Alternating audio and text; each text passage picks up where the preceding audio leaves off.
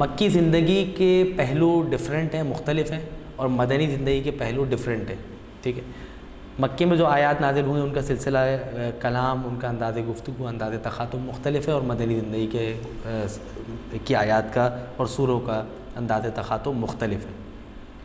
جب رسول اللہ مکے سے مدینے تشریف لائے اور جن حالات میں تشریف لائے، تو خود رسول اللہ جب مکے سے مدینے ہجرت کر کے پہلے مقام قباء میں پہنچے اور پھر وہاں پہ مسجد قباء کی تعمیر وغیرہ کروائی، پھر ظاہر آگے جا کے مسجد نبوی کی تعمیر کروائی، تو پھر حضرت علی کا انتظار کیا، اور ظاہر ہے شب ہجرت میں کہہ کر گئے تھے کہ وہ ساری کی ساری امانتیں آپ جو ہے وہ امانت داروں کو لوٹا کر آئیے گا.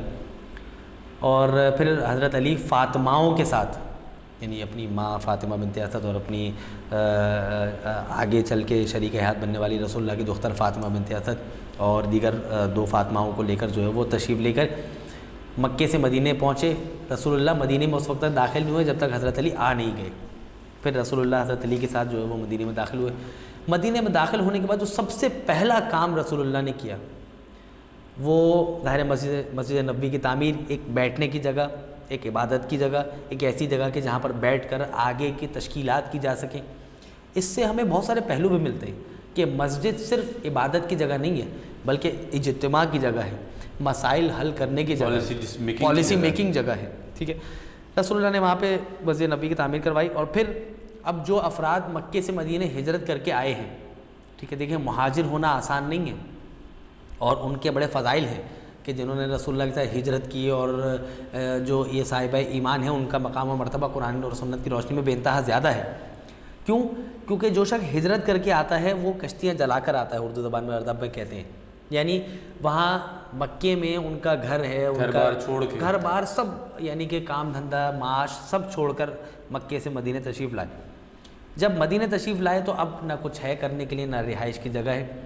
یہ ہیں مہاجر جو ہجرت کر کے آئے ہیں. جو پہلے سے مدینے میں رہتے ہیں وہ ہے انصار، نصرت کرنے والے، مدد کرنے والے.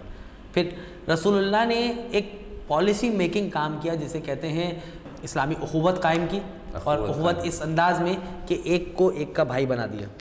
کس کو؟ انصار کو مہاجر کا بھائی بنا دیا.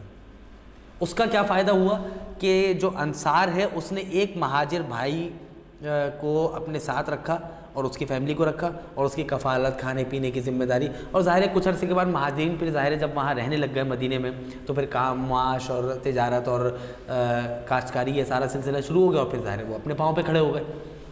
تو رسول اللہ کے اس قدم کی وجہ سے، اس اقدام کی وجہ سے ہر انصار کسی نہ کسی مہاجر کے بغل میں ہاتھ ڈال کے گھوم رہا تھا اور ایک دوسرے کو بھائی بھائی کہہ رہا تھا. یہاں سے اسلامی اخوت قائم ہوئی، بے شک مسلم اسلامک بردرہوڈ قائم ہوئی. یہ پہلا قدم تھا کہ جو رسول اللہ نے مدینے میں جانے کے بعد انجام دیا. پھر جب مدینے کی زندگی شروع ہوئی تو مسلمان اسرت کی زندگی میں تھے، پریشانی کی زندگی میں تھے. ٹھیک ہے.